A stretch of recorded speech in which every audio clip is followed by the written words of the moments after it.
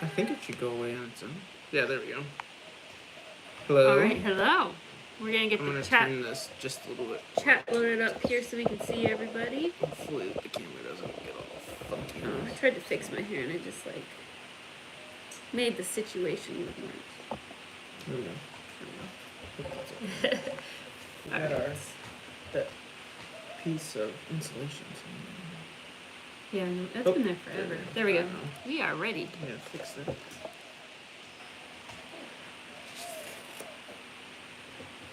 All right. Check. We're gonna hang out here for a minute, let people see the link. Can you copy the link over to Facebook? I just shared and then.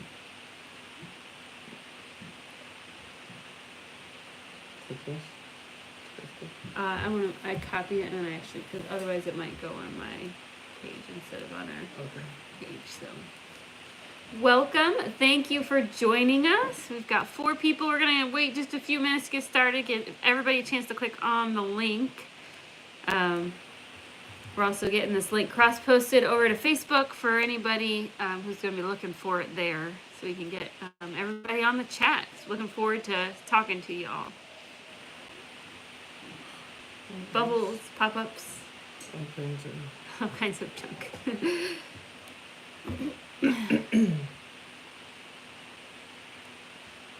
So tonight, our plan is to talk about ways to start on your, oh my goodness, who did my hair today? Okay, ways to start on your sustainability journey, no matter where you're at right now. Even if you're living, anywhere from living in an apartment in a city to if you're like us, living on some land and you haven't done anything, there's so many ways to get started on your homesteading and sustainability journey, and you do not need to feel like you have to wait until you are out on some farmland to get started. You can absolutely get started where you are at right now, and it's a great way to start learning some new skills. So, hello, Mary. From extreme southwest. South, is that the little boot hill? No, that's the other side? So, other way. Yeah. We have some more people here. Let's see if we can see the chat now. There we go. Good evening from Veronica. Diana says, hey guys. Hello, Karen. And hello, Tessa. Thank you for joining us. So, I don't know. I'm trying to think if Have you been to extreme southwest? Extreme southwest Missouri. I think the farthest southwest I've ever been is Joplin, but that's not that far down, is it? Is that even southwest? Am I going wrong? Yeah. Hello from Oregon. We went to Oregon. Texas. We talked about that last time. Yeah, we did I still talk won't about say that. it right. Yeah. Old habits die hard. Tinker's wife. Blessed Mama, hello. Thanks for joining us. So it is finally not 6 degrees outside, which is really nice. The girls and I, we are starting a new garden this year, a spring garden. And I'm really excited about it. I have a video of that coming up. But we're doing some of that companion planting. Like, have you ever seen... Hello, Aunt Holly. Companion planting is when you plant a lot of different plants together and they, like, help each other. And every time I watch, like, Off Grid with Doug and Stacy or Roots and Refuge, and they have these beautiful gardens where there's, like, no space for weeds because everything's all planted in together.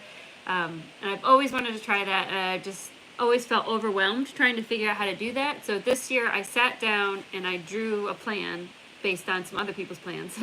And I dug up just a small area, a tiny little raised bed with rocks, and I'm trying it for an early spring like salad type garden. So we'll keep you up to date on how that goes. But because it's finally warm, we're able to get that done today. Hello, Elaine and Debbie.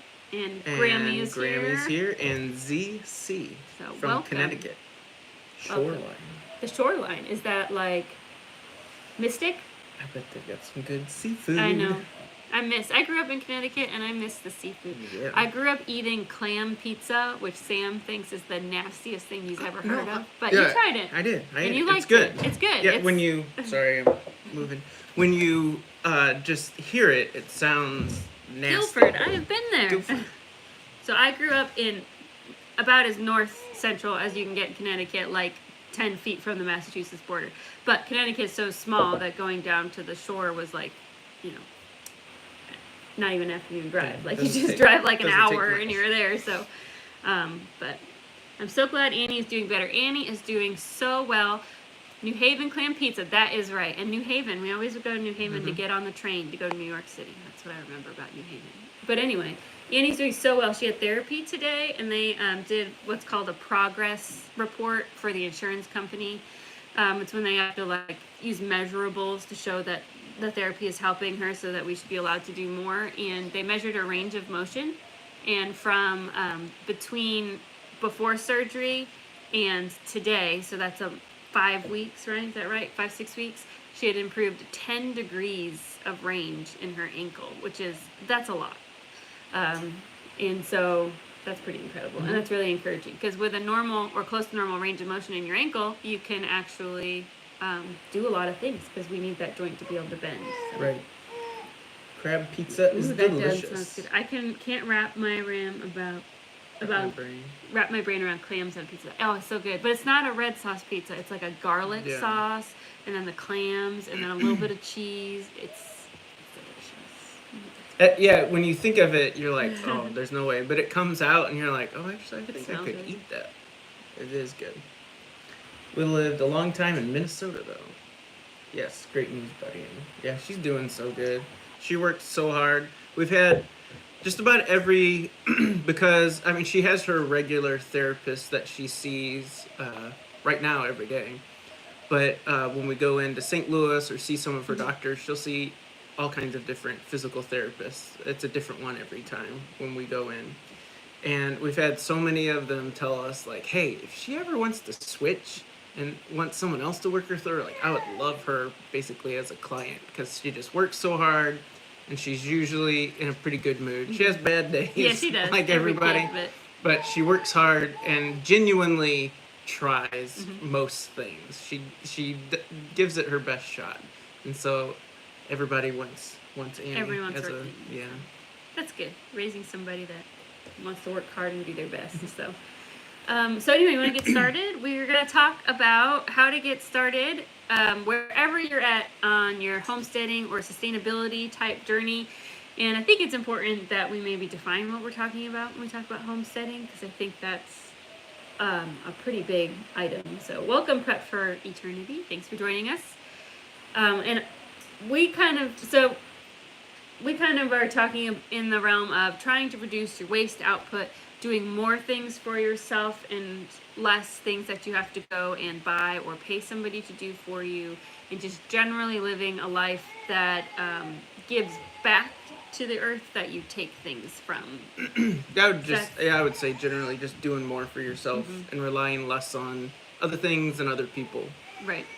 And that's kind of what we're talking about. So I feel like sometimes when it comes to homesteading or really anything in life, sometimes we get this attitude, like, if I can't go to the 100% all the way the first time, like, it's not worth trying. And so I think a lot of people maybe look at starting a sustainability journey and see how big of a picture it can be and feel overwhelmed and never really start, or feel like it's not worth it if you can't go out today and buy 20 acres and a bunch of cattle or whatever you want on your land. And that is not true at all.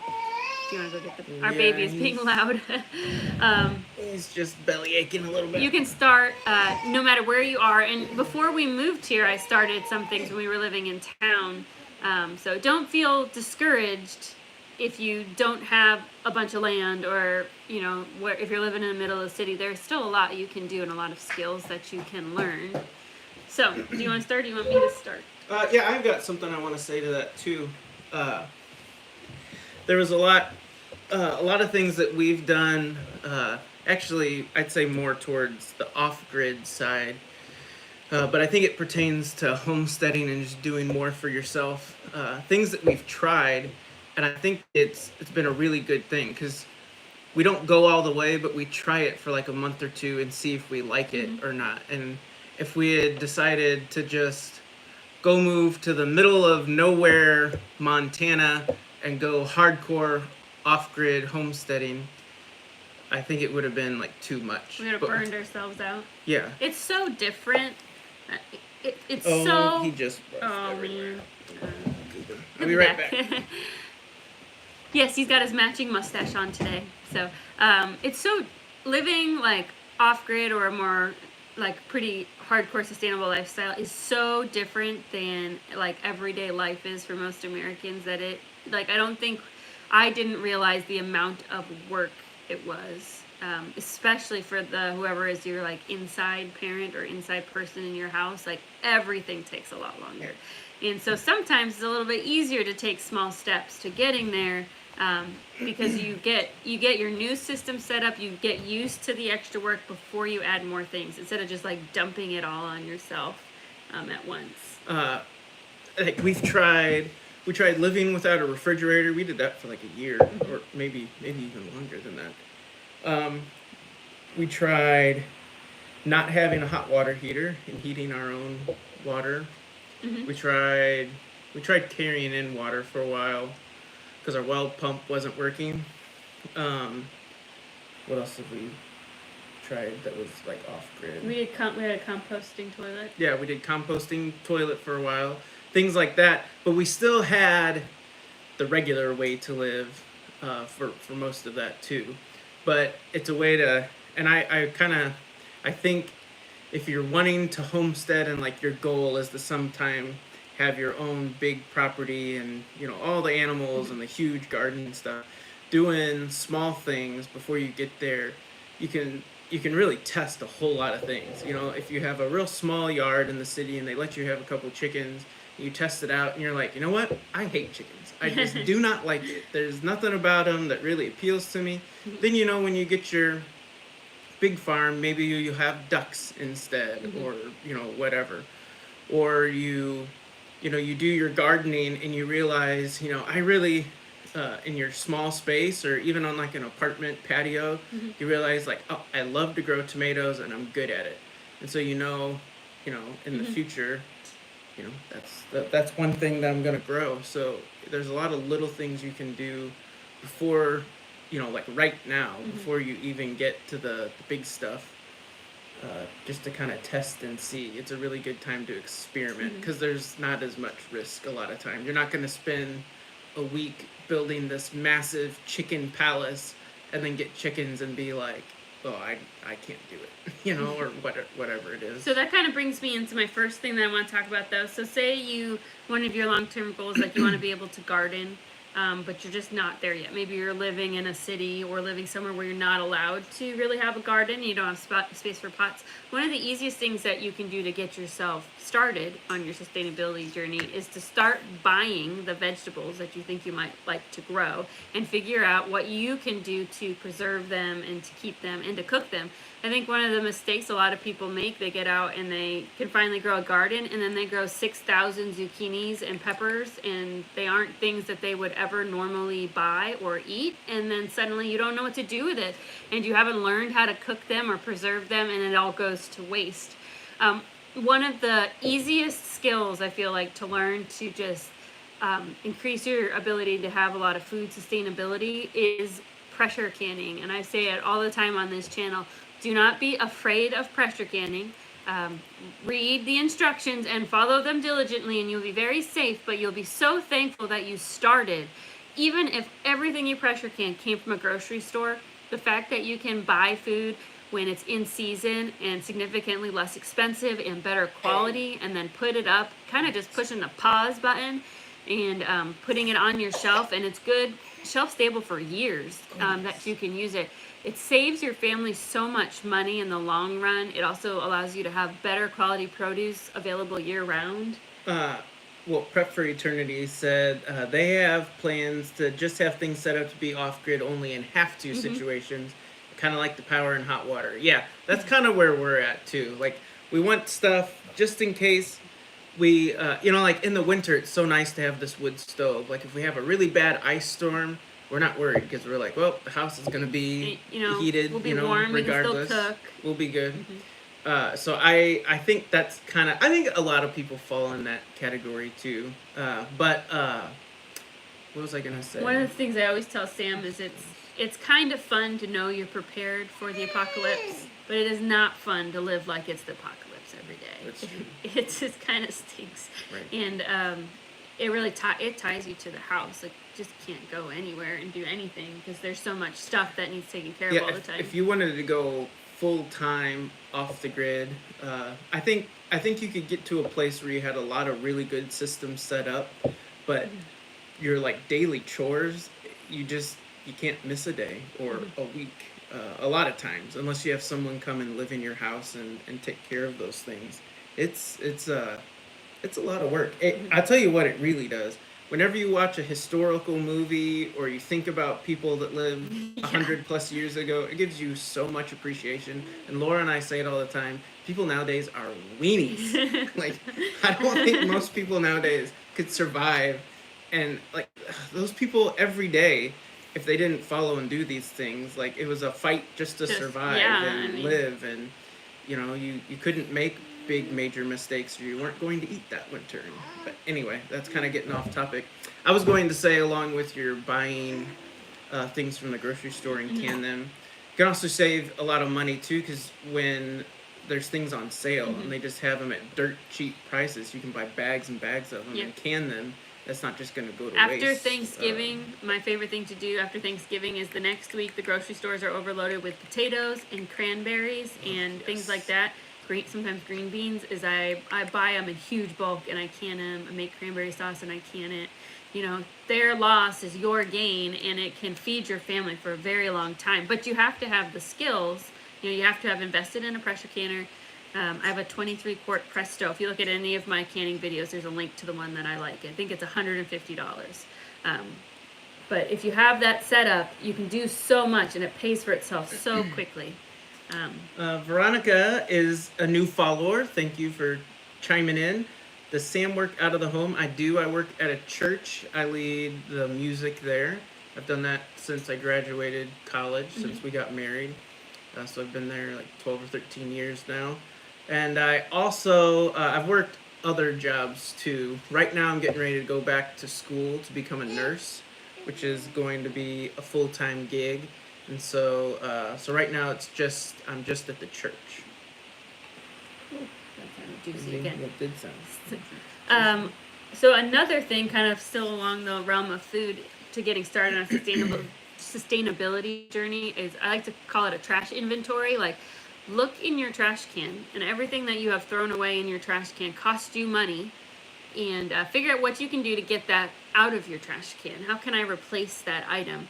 Because everything in there is worth, cents or dollars, and if you can find a reusable product or a way to not need that product at all, you can actually end up saving yourself quite a bit of money, and it's also much better for just the earth in general, because everything you throw in your trash can that goes in a plastic bag that goes to the landfill takes forever to decompose because of that plastic that doesn't allow composition to happen the way it's supposed to. So thank you, Veronica. Thank you very much. Hi, Tammy. So the easiest thing to take out of your trash can are food items, and to start a compost pile. Composting is not complicated, and YouTube channels like to make it sound complicated.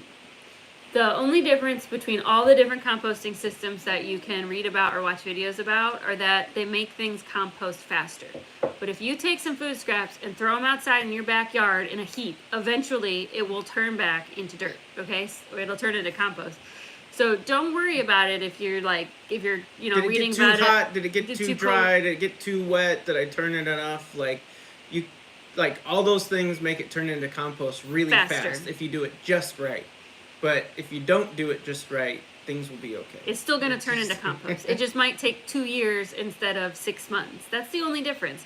So, if you're somewhere where you can throw it outside, my friend at church, she used to just throw like eggshells and vegetable scraps off her back deck, and then in the spring she would till it up, and she grew the biggest pumpkins I've ever seen in my life in that spot where she was just chucking her vegetable scraps off her deck, because that's how she composted. You can buy compost bins if you wanted to. There's even ones that you can buy that are meant for people who live in apartments that superheat, so it composts faster. But you throw your compost scraps in this like little enclosed bin, and it composts it for you.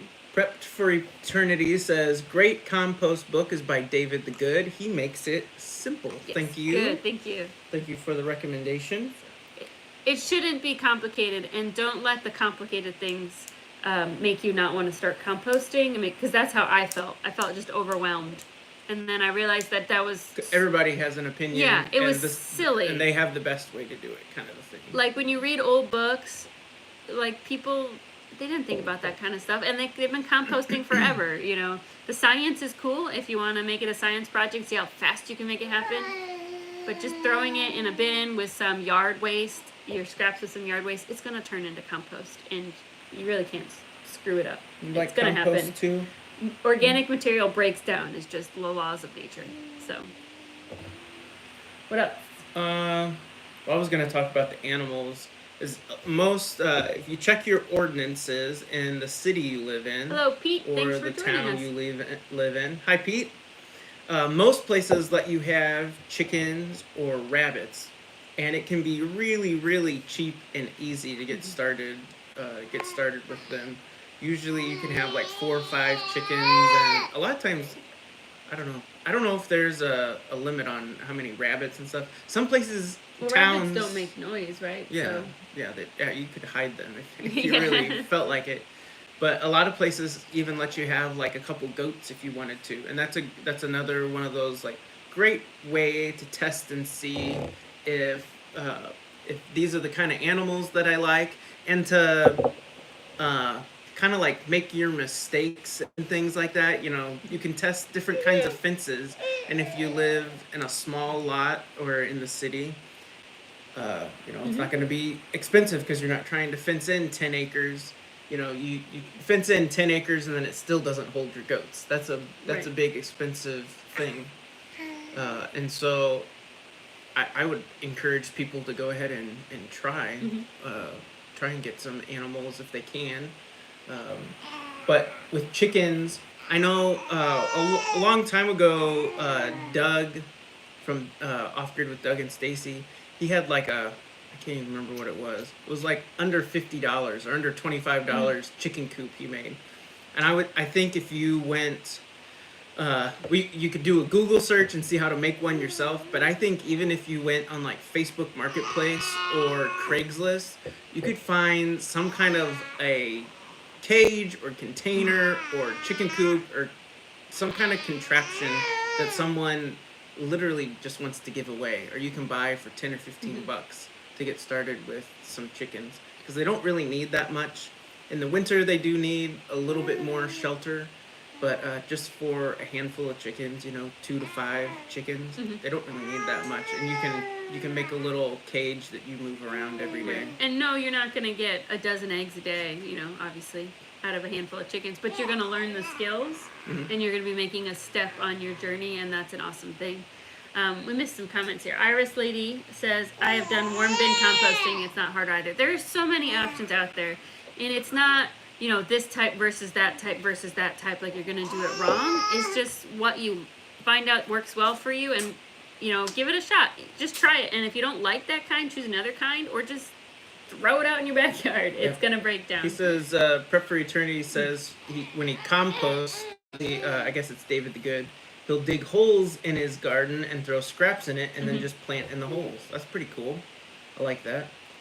Tammy says she wants to get a few chickens this spring or summer. Holly says, I use a dog kennel. And you can find dog kennels super cheap. It's so loud. If you just do like a little bit of shopping or browsing on Craigslist or Facebook, or just ask on some, you know, forums or friends even, you can find all kinds of stuff really cheap if you put just a little bit of work into it. It might take you a couple days of browsing, but you can, there's so much stuff people are just trying to throw away, or they just went out of their yard really, really cheap a lot of times. Pete says they made a duck house out of 2 old wooden shipping boxes. Animal housing is a great place to upcycle and recycle. Yes, very, very true. Make sure if you are upcycling or recycling, you want to make sure whatever you're using isn't something that's been sprayed with a bunch of chemicals. That's true. Which the shipping boxes wouldn't have been. But sometimes we see people like upcycling railroad timbers, and you can just like smell the whatever it is. Yeah, we got those one time we wanted to use them as like landscaping timbers, like when we lived in the city. Chemicals just like burn your eyeballs. Oh, they smell so bad. You wouldn't think they do, but they do. Karen's missed that one. Oh, Holly says she uses a dog kennel for chickens. That's a great one. And she lives in a trailer park, so I can't have animals, but I do have a big garden. Yeah, that's great. Like grass area, maybe. Oh yeah, with garden beds all around it. That's awesome. There's a movement called Grow Food, Not Grass, which basically is like if you have room for a lawn, you have a room to grow something. It's not going to be necessarily as pretty as a lawn. You can't run through it like the same way, but if you have room to grow grass, you can be growing food. Hello, Maniac Grammy. Thanks for joining us. What else? Oh yeah, so chickens. Chickens can be a real good starter, but rabbits can too. Like Laura said, they're really quiet. Like there are chicken breeds you can get. That'll be pretty quiet. If you don't have a rooster, for sure they'll be. They'll definitely be more quiet if you don't have a rooster. But rabbits are a great thing that you can have in the city or in a small space. So they're super quiet.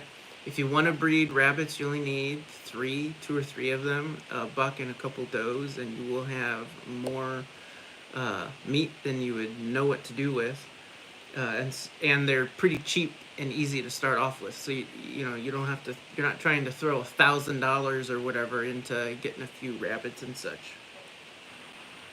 Prep for Eternity says, my great-grandmother always mixed vegetable plants in with her flower beds. Well, I like that. Edible landscape. That's really cool. Karen said, I wanted to get rid of grass so I didn't have to cut it and didn't have to worry about ticks. Oh, yeah, I like that too. That's Sam's least favorite thing in the world is mowing grass. When I was younger, mowing grass, like I kind of enjoyed it. It was kind of like alone time, and you'd think I would like that now. We have the 6 kids and such, but it just feels like the biggest waste of time to me because I know in under 7 days, I'm going to have to do the exact same thing again. And the only reason I'm cutting my grass is to make all the neighbors happy. Like, I don't even care about it that much. But anyway, yeah, Prep for Eternity says rabbits are quiet. Yeah, they'd be a really good animal that you could start with. I know another animal that people start with sometimes in apartment. Well, you probably could do it in apartments. Is quail. Like they're really quiet. They're more quiet than chickens are, I believe, and they're real small. So if you just want a few quail, that's another cheap. Quail can honestly live, I think, in more of a cage than chickens could. Take Me to Tammy's House is here. Hello, thanks for joining us. Yes, I agree. Prep for Eternity. Karen's doing a good job. What else do we have? I just think, what you're talking about, I think that they're just one of the biggest changes that you can make first, and I think I kind of already mentioned this, but it's just changing your diet to reflect what you think your homestead would look like or what you can produce yourself where you're at. I think sometimes we get stuck in our, we're Americans, so in our American diet, and we feel like, we gotta have beef, but a cow is a humongous animal that needs a lot of infrastructure and needs a lot of hay and all that kind of stuff. It's expensive, but, something like eating rabbit meat, right, as one of your main protein sources, suddenly, I can provide that for myself in a limited area without a huge expense. So some of it just comes, getting started is making some of those changes and eating some of things maybe that you wouldn't normally eat from what you would buy at the grocery store. Right. Pete says mowing grass. I'm afraid to add up how much of my life has been lost to that. Yeah, I'm with you. Sam's main homestead plan, how he plans where things go next. The main factor is how much mowing it'll cut down. It's very true. Where all the animals go. They keep getting closer and closer to the house. They do. Yep. I've told, I don't know how many of you have been to any of the Amish farms. We've got quite a few of them here in Missouri, north of us. And a lot of them have gardens and their barns and their pastures right up next to the house. And at first you're like, man, I don't know if I'd want cows 10 feet from my house, you know, or whatever. But you think about all the mowing they don't have to do because, you know, they're, okay. All the mowing they don't have to do because that, what would be a lawn that they have to take care of is now something that the horses or the cows or whatever, that's what they snack on. So I kind of like that plan. We've done that the last time I moved our chickens. We have this front section of the yard. We can't really do anything with. It's got some trees over there, so we can't plant very many vegetables. Laura has planted a few of her berries. What did you plant over there? What was it? Elder? Did you plant berries over there? Yeah. So I moved chickens over there, and they've absolutely loved it. And we didn't have to mow it all last summer because, for the most part, the chickens kept it. A lot of that land kind of trimmed up. Anyway, yeah, a lot to learn from the Amish farmers. I'm back. Little man is taking a nap now.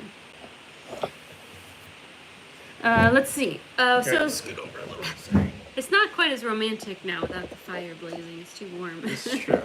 So Yeah, rabbit we went from... pot pie. Ooh, I've never. My favorite meals. I know we talked about rabbit last live stream too. I was talking to my dad about it, and he was like, you know, I've butchered chickens with my dad, and he was like, chickens. He's like, they don't bother me. He's like, and he's hunted rabbits before and stuff. He's like, I just don't know if I could ever get used to butchering, you know, bunnies. What you might think. So I don't know. I do, and I think we have too much of a separation between how our food looks and then when we finally get to buy it at the store. True. I mean, everything was a cute animal at one point, but, you know, we can provide a cute animal with a very happy, healthy life, and then it, you know, in exchange, we eat it I'm with when Diana. the time comes. That rabbit pot pie sounds It good. does sound good. Thanks for hopping on, Lisa. Yeah, we're doing great.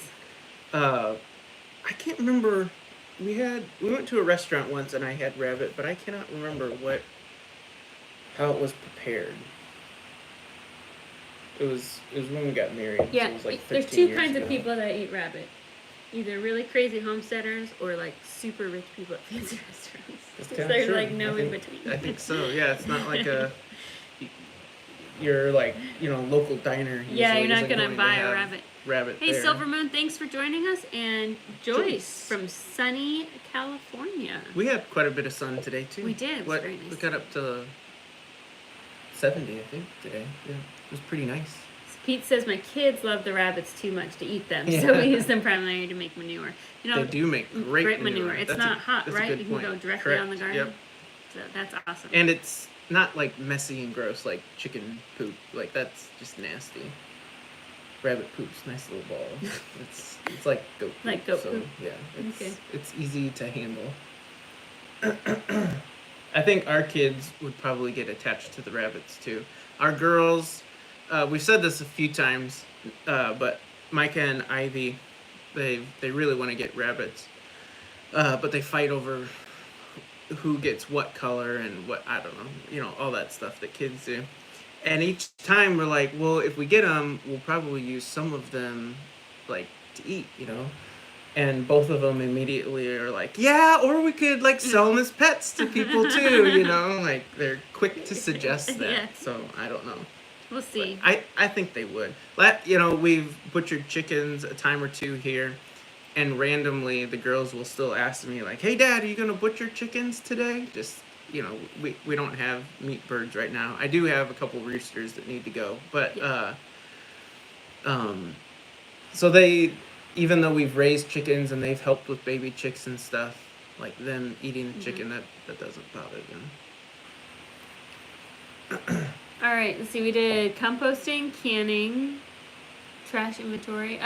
So something else starting on your sustainability journey. It kind of goes with doing your trash inventory, but any like one-use products, for the most part, like find replacements for them. And a lot of times you don't need expensive replacements. You know, I really don't have paper towels. I'll buy them occasionally, especially if my mom's coming to visit.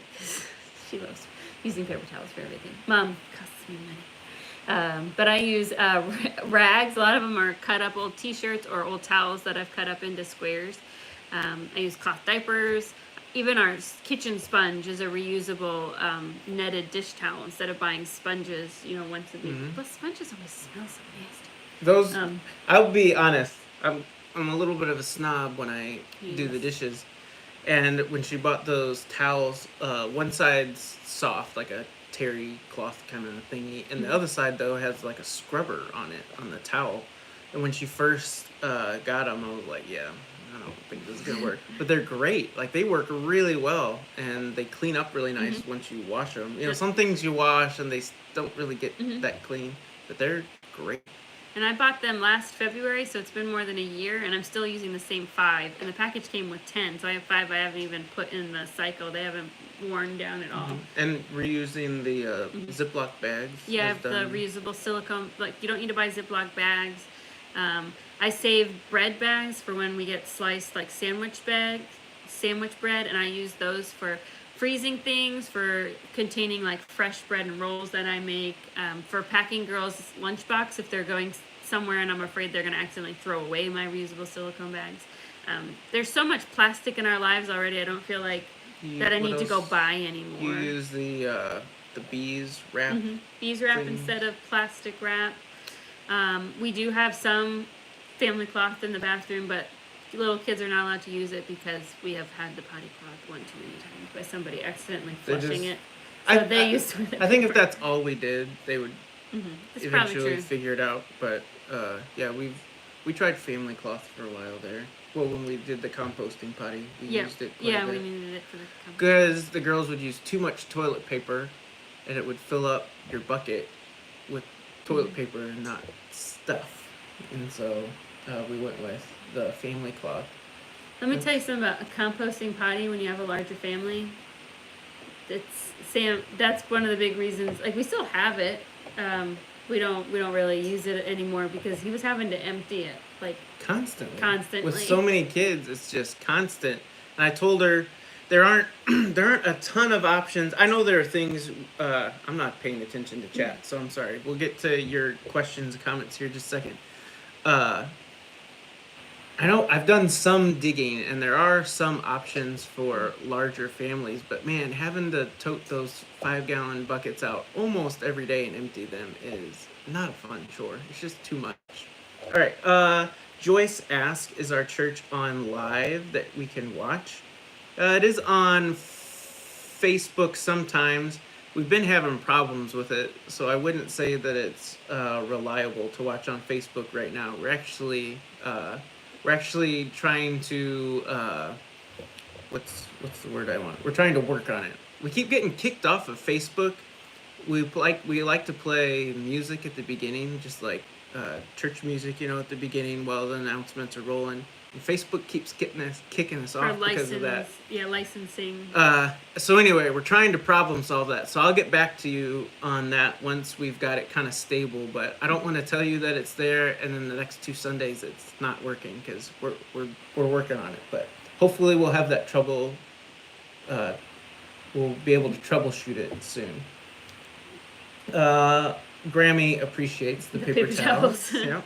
Prep for Eternity, paper towels is probably one of our biggest weakness. We definitely need to work on that. That is hard. Our rag basket is huge. Yeah, you still have to wash it a lot. Yeah, there's a lot of extra. One of the big things people ask me about paper towels is like, what do you do with grease? And because I cook basically exclusively in cast iron, it kind of solves the problem. So I'll drain the excess grease off. And then the rest of it, like you heat your cast iron pan back up and kind of like soaks it in. So very, very rarely do I have something where I have to wipe a lot of grease out of it. Pete says, the constant emptying and washing of the buckets with the bucket toilet makes it really hard. We had one too for a while. Yeah, it's tough. I think if there's just a few of you, 2 or 3 of you, it's not too bad. And I know some bigger families, like they'll have 2 or 3 of those buckets. I know some people just end up, like if they have a large family, they just end up going to an outhouse, basically, if they want to be off-grid. But Paige asked what family cloth is.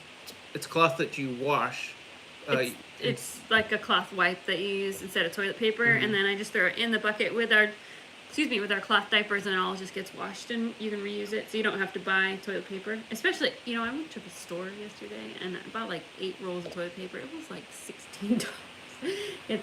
The price has gone up a lot on toilet paper, so eyeballing maybe. When the world teaching the kids how to use the family cloth. Back when the world went crazy there a few years ago, like we immediately uploaded a video that talked about family cloth because people were going bonkers over toilet paper, not finding it, and we quickly made a video. It was like, you'd be okay.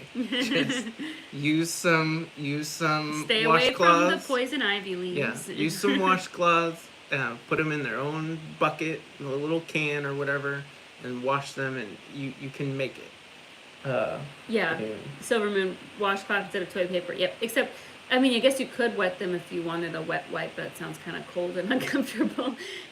It just wipes your buns. So. Oh, Pete says they have the bucket toilet as a backup and an outhouse. Nice. I like it.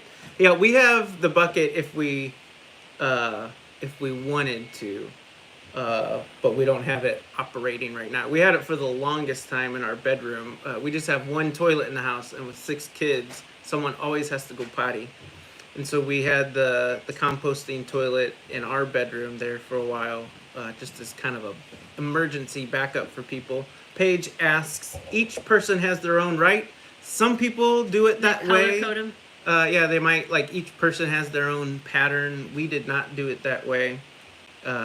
They got washed and put in we basically had a wipe container that we laid them all flat in, and then and when you wash them, you rinse them and then you wash them in a hot wash, and then you hang them out to dry, and just like the cloth diapers, they come out squeaky fresh and like not stained or anything gross. I know when you think of it, like if you're just thinking of it, you're like, that's disgusting. I would never touch that. Maybe if it was just me all by myself and I knew where that cloth had been and what it had seen, I could maybe do it.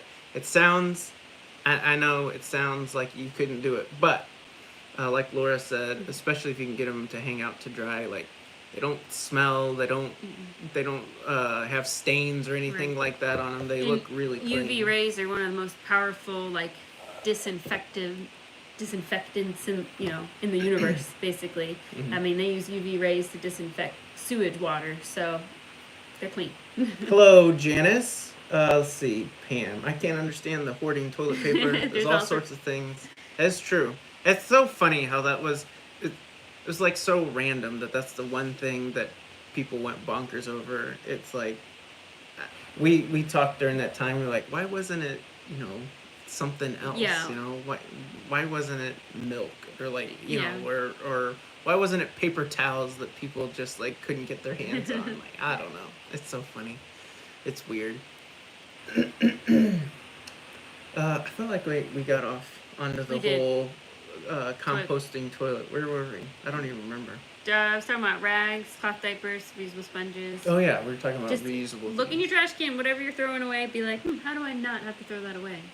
And that's going to be, it'll reduce your costs overall, but it's just a great way. Everything we take from the earth and then throw in a trash can, you're delaying its ability to break back down and give back to the earth. And you can only take for so long before you start to have problems with billions of people. Yeah, the other thing we use that's a good reusable thing is the mason jars, like all kinds of sizes. They are breakable, but like you can put a whole lunch in there. There's a lot of things you can use. Your mason jars to store and transport things, and that's another thing. If your friends know you use them a lot, like people just give them to us all the time, like more mason jars. Like we pass them on to other people, like if we don't need them. They've got a bidet, Joyce says, and that really helped on the teepee. Well, I like that. I'd be afraid with all the little kids. Somebody's like, "Ooh, a water fountain." Yeah, they would think that it was a splash pad or something for everybody to go and cool off in. That would be my only fear. I'm sure they would learn not to play in it, but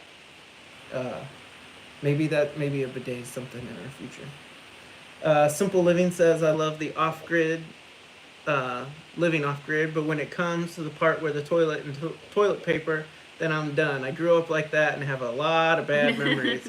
I know, you talk to some people that have lived off-grid when they were younger, and they talk about the outhouse and newspaper or magazines and such, and they're like, nah.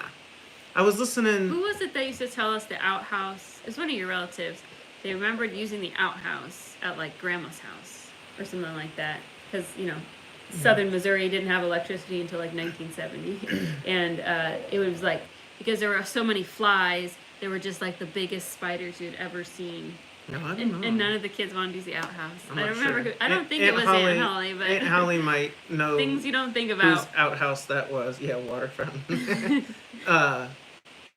Well, that's kind of what we're talking about today with simple living. What you said, like, even like, if you aren't gonna go like that 100% all in off grid, never gonna have running water in my house, it doesn't mean your sustainability journey or your homesteading goals are worthless. Whatever you can do where you're at now, like no matter how small, it's worth something and it's a positive thing. And don't be, do what you like, reach your goals and what you want to do, not what somebody else thinks it should look like. Pete says, my grandparents thought I was nuts that we build an outhouse and use it on purpose. I still think, I've told Laura before, that I think building an outhouse, I know a lot of people will have a bathroom, like a toilet, like in their mudroom or something like that. But an outhouse, like for kids when they're outside playing, like that sounds perfect to me. They don't have to take their boots or shoes off to come inside, because those are always a mess. They can just run in there and do their business and go back to playing or whatever it is. I think an outhouse with kids would, but yeah, for some of our kids, I think we would have to like dress it up really nice for them to use it. Those are the finer tastes. Yeah. Pam says outhouse, ticks, snakes, wasps, and the Sears catalog. Yeah, that would be you had all your friends in there, huh? That would be the biggest problem about having an outhouse today. You don't get the giant Sears catalog in the mail anymore. Like, that's true. What are you gonna wipe your butts with? Yeah, you'd have to get creative. Karen says, I never liked using my aunt's outhouse because my cousins would tell me there were snakes in there. There probably were sometimes. This isn't an outhouse story, but didn't your grandma tell us a story about how they used to keep a black snake in the root cellar?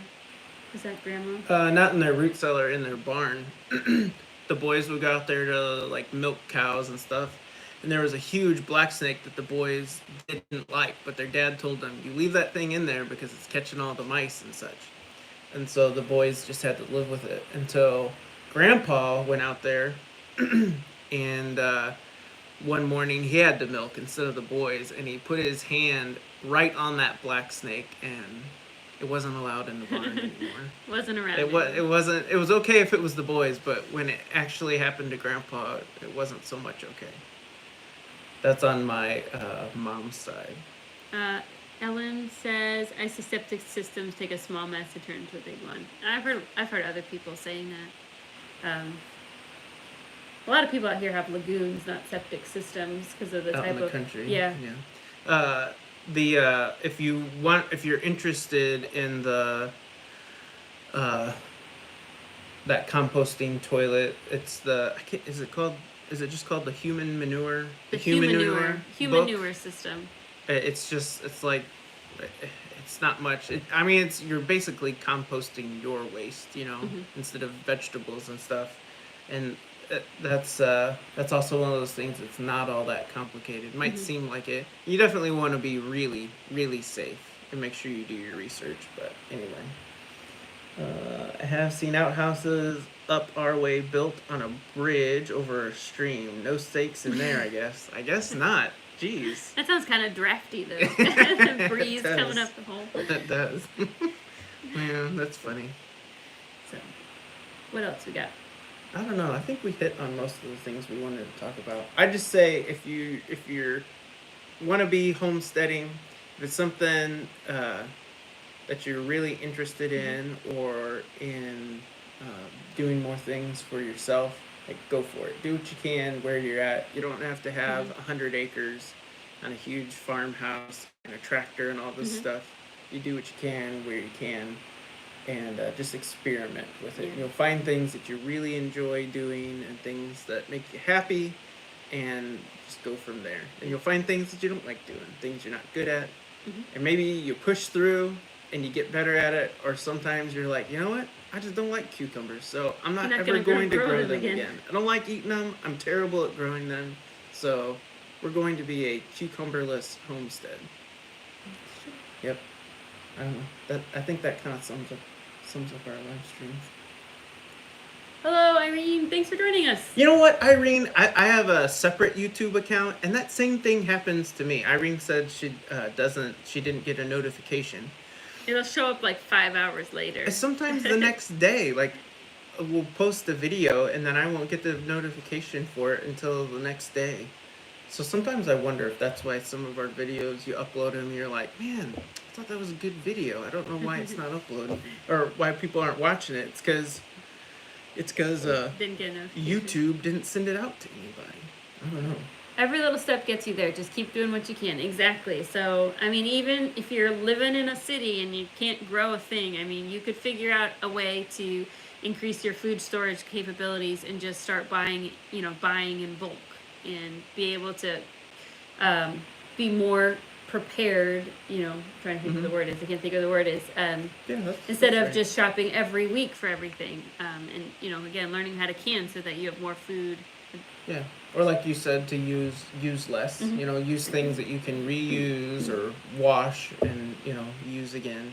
I don't think where you live should limit you and what you can do for homesteading. I don't know if it's a big deal anymore, but there for a while, like, the big deal was like, well, what's a homesteader really? And people tried to, well, you got to at least have an acre, and you can't call yourself a homesteader if you don't have animals and you don't have a garden, or, well, you're not really a homesteader if you're not off grid and all this stuff. That's baloney. I don't, whatever. You know what? You know who the true homesteaders were? People who packed every single thing they needed in a wagon, drove 500 miles to the middle of nowhere, didn't see people for like years and years. Like, those are true homesteaders. Those are the people that did it, like, all the way. It's just a catchphrase we throw around now. It's true. Yeah. I mean, anybody today who is homesteading, even off grid, I mean, they can go to Walmart and get what failed in their garden. That's true. They're not.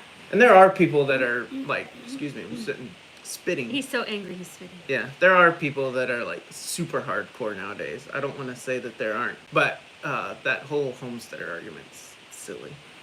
I missed a couple. Silverman says you can grow rabbits and quail in your backyard. Yep, for sure. Yeah, they're so quiet and small. It really doesn't take much to get started with them. A little canning jar for almost everything. Yeah, go for it. Simple living. Those, I think someday we'll have a really big garden too. We'll get right there now. eventually. It's really hard to maintain just by myself. Anything bigger than what we have now. You've done almost all of the gardening, and you've been pregnant like every year too. So gonna make it through this summer without being pregnant or having a baby. When you're 8 months pregnant, like, you're a trooper, but it's still hard. It's hard to get up and down. And you're so tired. And we try to put in systems so that it's only maybe a few minutes every day, but still, that's a lot of work. If you go to the farmer's market and can stuff that you get from there, yep. As long as you're doing something. Agreed. Yeah, for sure. Eat a lot out of your garden, those. Yeah. Oh, yeah. They do. We've not had. We don't really have. Too much of a rabbit problem. No, we have enough other animals. Well, we did when we first moved here, when we weren't living That's here. True. But when we moved here, and then we had a dog, and there's cats, and then now we have other animals everywhere. Like, it kind of deters things from getting in the garden, I feel like. Silverman says, even if you go to the front. Yeah, did we say that already? Yeah. Yeah. Yep. I agree with that. Let's see, and then Irene. Oh, thank you, Irene. That's nice of you. And pizza green, a silver green.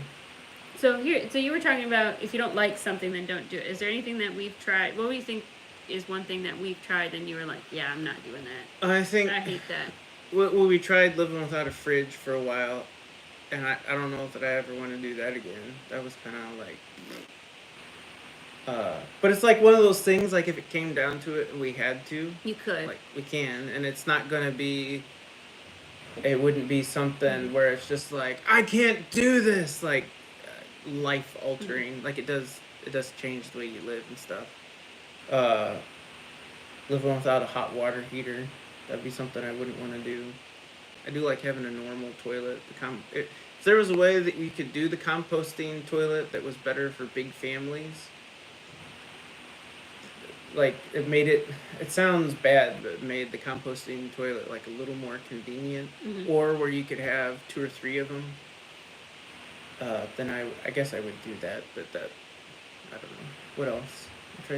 When we didn't have a hot water heater, and so we had a hand pump shower so that we could still take hot showers. Yeah, it was like a you could wash your hair. pesticide sprayer that you would hand pump, and you'd get a minute of hot water.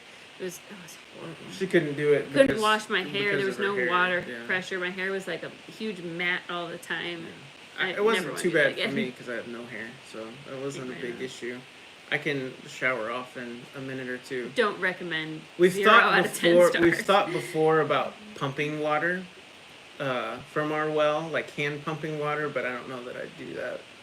So many of those chores, so many of those things you can do, but a lot of those things you don't realize it, but it takes 10 or 15 or 20 or 30 minutes, and the more and more of those things that you add in there, all of a sudden it's 4 hours of your day with all these little like 20 or 30 minute chores that you don't normally do. But if you want to live off grid, that might be. Now, granted, if you had lots of money and could build an off grid house the exact way you wanted it from the ground up, I think you could put systems in place to make all of that a lot easier. Well, and sometimes it's worth the trade-off. Like if it's going to be $60,000 to, install whatever, and you're like, well, I'll just take 15 minutes a day of hauling water or whatever, that might be worth it. But if you already have it in your house, turning it off, doesn't make sense. Let's see. Simple Living says, love the way you make yogurt. I'm getting cow's milk from our friends close by. I like that. And try making yogurt in my Instapot. I've done that before too. Instapot makes great yogurt. I don't do it anymore just because it doesn't make enough at one time for the amount of But it's people. super easy, right? It's super easy. There's like a yogurt. Set it and forget it. There's a yogurt button on there. Yeah, it's really easy. It takes all the guesswork out of it. Pete says there are those type of composting toilets, but they are beyond expensive. You could survive very little. Ultram is one brand. Let's see. Oh, they can accommodate lots of people. Well, I'm gonna have to look that up just for curiosity's sake now. And Silverman says that she makes yogurt in the Instapot, and then easy to do. Yep, I've done it in the crock pot as well. The only reason I use the oven now is just because I need to be able to make more at one time. So many people. And they love yogurt. They do. Our girls absolutely love it. They love putting the some of the jam, like the fruit stuff in there, and they get to pick what kind of fruit they want in their yogurt. They love that. They think that fruit on the bottom yogurt is awesome. Simple Living, I'm sure Silvermoon can reply too, but when you make it in a crock pot, you do it just like I do it in the oven to get started, but then you, instead of putting it in jars and wrap them in the oven, you put it in your crock pot overnight. Just throw it on. At least that's how I did it when I did it in the crock pot, and it just sits. Crock pot helps insulate. That's the whole idea, is just keeping that warmth in so the bacteria can do their job to make your milk into yogurt. So, anything else for the good of the order? When we were talking about what we were going to do for tonight's live stream, I didn't realize we were going to talk about composting toilets so much. Yeah, we could have done a whole live stream on composting toilets. Well, I don't know about that. I don't know about that. We don't have that much experience with it. How long did we have one? Several years. Was it like a couple years? Really? Yeah. Man. You just hated hauling. And I think it wouldn't have been that bad if it hadn't been upstairs, too. That's true. We had our bedroom upstairs. And so we had to haul that. This is a mistake that we made. Upstairs. We built the composting potty first. And then we're going to build the system for holding the compost, the human manure, to compost it. But at that time, you were working like multiple jobs and didn't have time for a big construction project. So it got backed. The potty got backed up. The system got backed up. We had buckets that needed compost, and we didn't have anywhere to compost it, which was also... Yeah, that was a mistake. That was a mistake. We now do, but that got kind of. And then you didn't want to use it because you didn't want to add it to the pile that you weren't ready to start composting. So I will say let's see, not here. Like the bathroom is close to our room, but it was convenient to have the composting toilet. It was in our bedroom, which might sound weird or nasty, but it didn't smell. No, it doesn't smell at all. I can. And your compost pile shouldn't smell either. Yeah, I can 100% vouch for that. It's pretty simple. You use you put a layer of sawdust or some kind of carbon in the bottom of your bucket, and then every time you use the restroom, you sprinkle some of your sawdust or a carbon on top of it, and it legitimately did not smell, which is kind of unbelievable. I think Doug and Stacy did a whole video on composting toilets. Yeah, he's done a lot of stuff on composting toilets because that's what they use. So you could definitely go to Off Grid with Doug and Stacy. See, Doug and Stacy, he empties all his buckets at one time, right? That's what she's saying. 27 buckets. He packs them just, and then once a year, whatever, dumps, or once every 6 months, dumps it in. But with 8 people in the house, we could create 27 buckets in like 2 weeks. So we can't, you only got so much space. So it has to have a system to go into. Let's see. Pete says the composting toilet system system books by David Del Porto is another good resource along with Jenkins' Humanure book. Thanks, Pete. And Pete I believe all the info. I believe the Humanure book is available for free online if you just Google it. It's I'd call it more of a pamphlet. It's not really. It's not that long. It's not that simple. long. It's pretty simple. Simple Living says, "Oh, okay. So it sounds like I'll start off with the Instapot." Instapot's the easiest way, I think. Simple Living, and it should. Easy. If you have an Instapot, the instructions are in the manual. Like it's really simple. So. Silverman says, "I use my crock pot to heat the milk. Use a candy thermometer to know when it's up to temperature." Yep. There you go. There are lots of ways to make yogurt, and that's one way to reduce waste and save money and to have a better product. It does take a little bit of time though, so you have to decide you want to put that time in. But that's one of those things you just work on a little bit, and figure out like, oh, I love my homemade yogurt, or I've tried this 100 times and don't enjoy doing and I just don't enjoy it, or don't enjoy the way it tastes. The girls, like I said before, they love being able to flavor it. We'll take some of the jams. So whatever kind of jam they really enjoy, they get to pick that and put in the bottom of their yogurt. It's also a great way to use up that jam that in the spring where you make like 700 jars of jam, and then you're like, why did I make that much jam? Put it in your yogurt. So it uses it up. So. I'm trying to think, is there anything else that we wanted to talk about? That's pretty much it, I believe. Yep. I sure hope no one gets confused by yogurt and I know. We're a range of topics tonight. What a live stream. Yogurt and poo. That's what the live stream title should have been, I guess. I don't know. Yogurt and poo. That might be catchier. I'll go back and change it. Maybe people come up. Yeah, homemade yogurt can be a bit sharp sometimes. Honey makes it lovely. That is Ivy's favorite way to eat it. She loves yogurt with honey. Ivy loves honey in general. I think if we just gave her a glass of honey, she would be happy to drink it. She puts honey on everything. When we get beans, we'll make that Ivy's project. That's a thought. Man. Too funny.